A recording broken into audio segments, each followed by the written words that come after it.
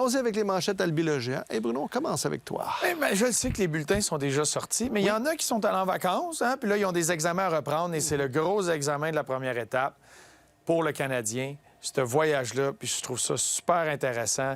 Et d'avoir vécu cette victoire-là à la maison qui a fait du bien au bon moment, fait juste replacer les choses un petit peu pour venir frapper ou aller vers l'examen de la première étape avec Utah, Vegas et Colorado. 3 excellentes équipes sur la route. Puis c'est le fun de vivre ça. Et ça a été des éléments rassembleurs, déclencheurs l'année dernière pour le Canadien. D'approcher ça avec ce que tu as vécu l'année dernière, tu peux avoir cette confiance-là, d'aller te mesurer aux grandes équipes, les bonnes équipes de la Ligue nationale, qui vont être de la course, des séries éliminatoires, qui vont faire un bout de chemin au printemps. Fait que c'est le fun d'aller tester ça. Vous, là, les professeurs, l'examen, ça serait quoi la note de passage pour le Canadien sur une possibilité de 6 points? Là? Hein? Ça serait quoi la note de passage pour le Canadien? Un 4 points? Faut pas 3? que tu descendes. C'est 3 points. OK, minimum. Minimum. 50 pas minimum. Je dirais, tu vas chercher 3 points, c'est correct. C'est correct. Toi, on peut continuer professeur Gervais? à rester où on est là. Bien, moi, je suis beaucoup de l'école de... Tu sais, surtout à ce temps-ci de l'année, là, c'est pas... Puis ça va être plate, là, je sais. Tu peux aller chercher 3 points puis que ça soit un échec. Tu peux aller chercher 3 points puis que ça soit une super belle note. Ça dépend. Fait que c'est sûr que si tu te présentes, puis là, c'est un match, tu veux une bonne période, tu gagnes en prolongation un match, puis après ça, tu te fais déclasser. C'est pas ça que tu veux. Tu sais, là, tu t'en vas te mesurer à des équipes qui vont avec de la vitesse, qui vont mettre de la pression, qui vont... Fait que tout est dans le processus. Fait que ça va dépendre des genres de réponses. Si tu me fais des phrases de 8 mots, s'il n'y a pas de faute, je comprends. Mais si tu me fais des beaux paragraphes, bien écrits, c'est dans la forme. Fait qu'on perd 2-1, 3-2, puis 4-0.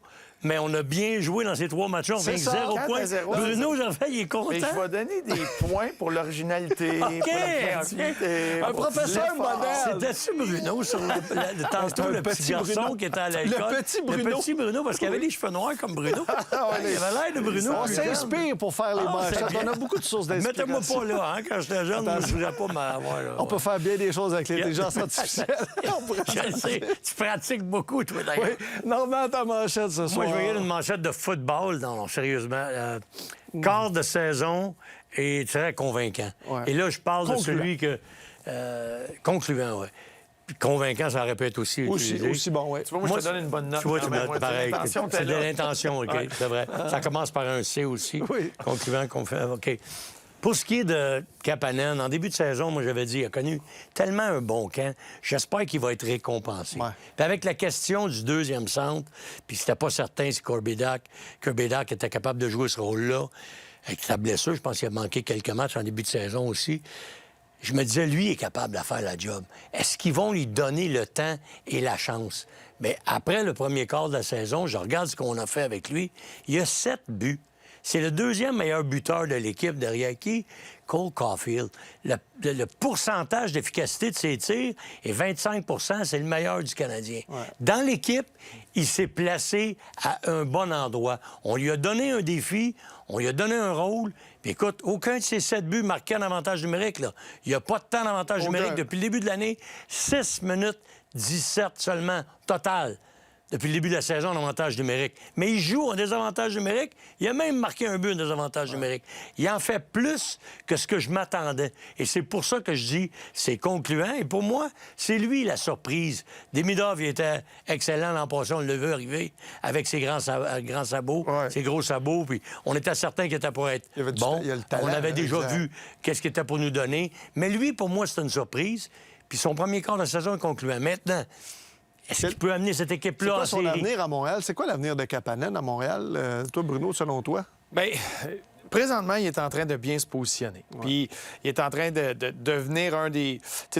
Tu veux bâtir un bon noyau de jeunes joueurs talentueux que le Canadien a fait. Puis là, après ça, tu veux venir être capable de l'entourer. Il est en train de venir forcer un peu les choses. Il va peut-être se greffer à ce noyau-là. Tu regardes à travers la Ligue, il y a des joueurs qui se sont greffés à des noyaux. Tu en as mentionné un tantôt, un peu plus vieux, mais Artturi Lekonen, qui est arrivé au Colorado, présentement, tu es au Colorado, il fait partie de ton noyau. Son style, il vient tellement bien complémenter le reste qu'il fait partie du noyau. Puis tu peux voir ça en Kapanen. Tu sais, tu vas pouvoir, après ça, venir chercher d'autres pièces autour, mais il y a tellement de choses qu'il peut faire. Il est tellement intelligent, puis tu es capable de le mettre avec tes joueurs le plus talentueux, comme il est capable d'être responsable. Fait que c'est le genre de joueur comme année, il va se greffer à ce noyau-là, il va se donner une valeur. Mais c'est sûr que moi, je suis une équipe qui, éventuellement, va transiger avec le Canadien. Parce que je vais leur donner un vétéran, je vais leur donner un joueur établi, je vais leur donner quelque chose de concret. C'est sûr que le petit Kapanen, je vais vouloir le revoir de l'autre bord. Moi, j'ai besoin de quelqu'un comme Mathieu Darche voulait absolument Heinemann. Il savait ce qu'il allait avoir en lui. Regardez le succès d'Heinemann à New York. Je veux vous parler d'un autre jeune joueur, mais qui est comme un jeune vétéran à sa 4e saison chez le Canadien. C'est Juraj Slafkovský. Puis j'ai une image pour vous. Vous savez, dans un nid d'oiseau, des fois, la maman apprend l'oiseau, puis elle l'envoie en bas du nid. C'est-tu Bruno, tout à l'heure, qui l'envoie en bas? Elle est à l'école? La maman oiseau dit « Vole de tes propres ailes ». Et là, je prends l'image de Slafkovský qu'on a retiré du premier trio. C'était confortable avec Suzuki et Caulfield. Et là, on l'amène sur une kid line quand même avec Kapanen et avec Demidov. Et ça pourrait être intéressant ce que Slafkovský peut apporter à ce trio-là. Et lui, comme individu, comme joueur, grandir en n'étant pas dans l'ombre, mais au crochet des deux autres, disons-le comme ça. Vous voyez ça comment, cette situation-là? Bien, c'est important à vivre ça. Puis bravo à Martin Saint-Louis qui, tu sais, il a travaillé longtemps avec... Hey, rappelez-vous, au début, Slafkovský, combien de fois on disait ici, hey, faut qu'il aille à Laval, faut qu'il aille à Laval, faut qu'il aille à Laval, faut qu'il donne la chance de prendre la confiance. Martin dit non, moi, je vois de quoi au quotidien que je sais, je peux travailler avec. Puis il l'a amené à un autre niveau, puis un autre niveau, puis une autre étape, puis une autre étape. Puis là, il est rendu là où tu changes de trio, il continue à avoir son impact. Il y a beaucoup de constance, selon moi, dans son jeu. Oui, il y a des meilleurs matchs que d'autres, mais il y a de la constance en général sur ce qu'il est capable d'amener. Tu le places avec un autre trio, tu changes la dynamique. Là, tu peux utiliser Suzuki Caulfield pour relancer un Bolduc ou utiliser un joueur pour relancer ces deux joueurs-là. Tu as plus de munitions. Fait que c'est bon qu'il puisse faire ça parce que là, il est en train de développer sa propre identité. Ouais. Puis peu importe avec qui il va être, il va être capable d'amener ça. Ça donne l'option au coach. Parce que tu t'en vas sur la route. Et sur la route, tu veux pas que ton premier trio soit facilement anéanti par la troisième ligne de l'autre côté. Fait que là, tu te construis une deuxième ligne qui peut avoir un peu de punch.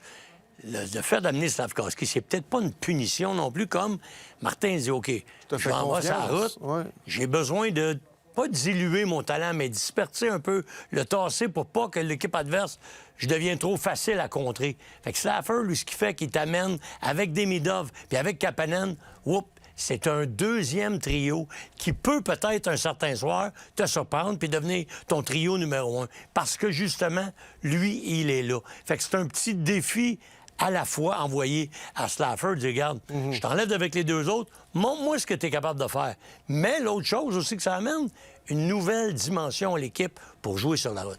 Et sa façon de réagir à Slafkovský depuis qu'il est à Montréal, où Martin le sort de sa zone de confort, ou prend des décisions, soit tu le retires un peu de l'avantage numérique. C'est pas la première fois qu'il quitte le premier trio, mais il a souvent bien réagi, ce qui a amené Martin à le ramener peut-être dans ses pantoufles initiales.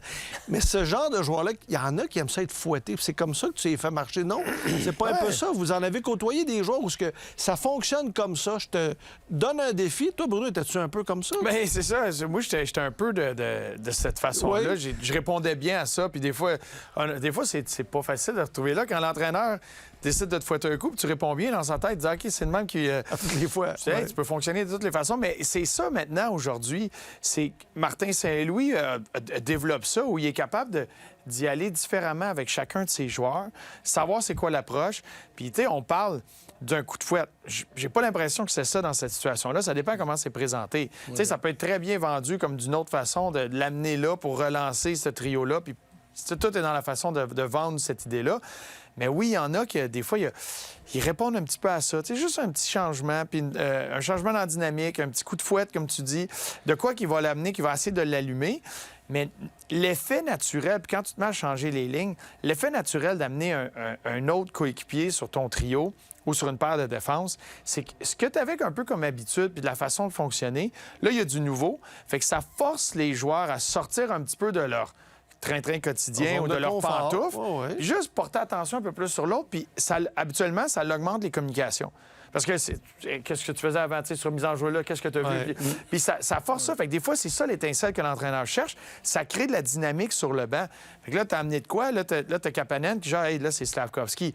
Toi, tu faisais quoi? Sur le face-off, on essaie quoi? Hey, tu sais quoi, avec Suzuki, on essaie de faire ça.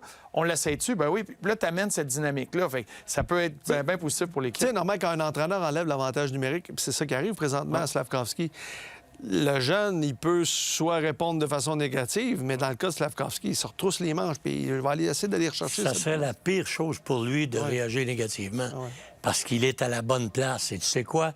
C'est lui qui ont besoin sur le premier trio.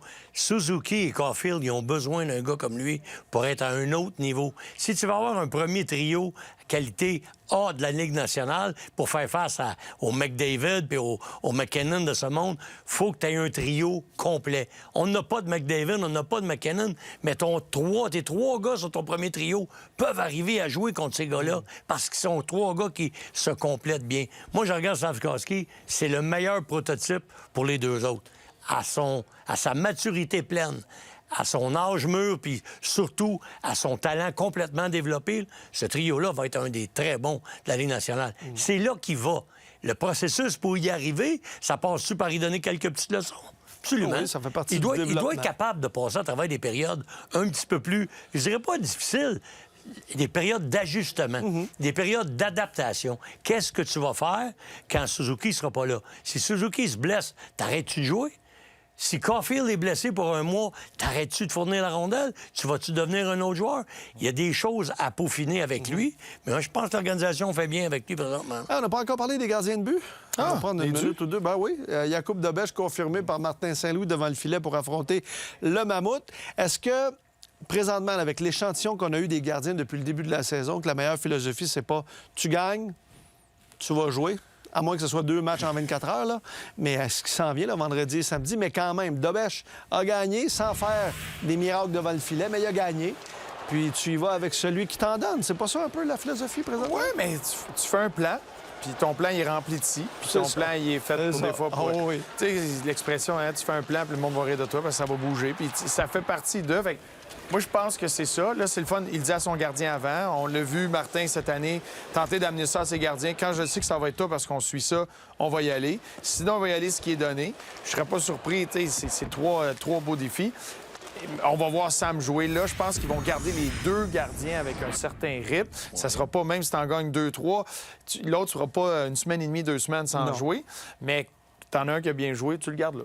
Exact. Et Dobeš, ce que j'ai été content de voir dans la victoire contre Toronto, je veux pas être négatif, là, mais dans les 6 victoires qu'il avait eues auparavant, aucune de ces équipes-là qu'il a battues avait fait les séries la saison précédente. Les Leafs, oui. Fait que pour moi, c'est pas une victoire convaincante, mais c'est une victoire qui veut un peu plus dire que les 6 autres. Puis d'ici à la fin de la saison, là, faut pas que le coach ait de la difficulté à prendre sa décision pour qui va être le gardien de but. Faut que tu rendes ta propre job plus simple. Fait que oui, celui qui gagne, c'est le critère numéro 1, mais c'est pas le seul critère. Merci, messieurs. Vous avez encore une fois été excellents. On fait une courte pause au retour. Ce sera question de football avec Ray Lalonde. C'est la Thanksgiving. Oh, des duels très intéressants. À tout de suite.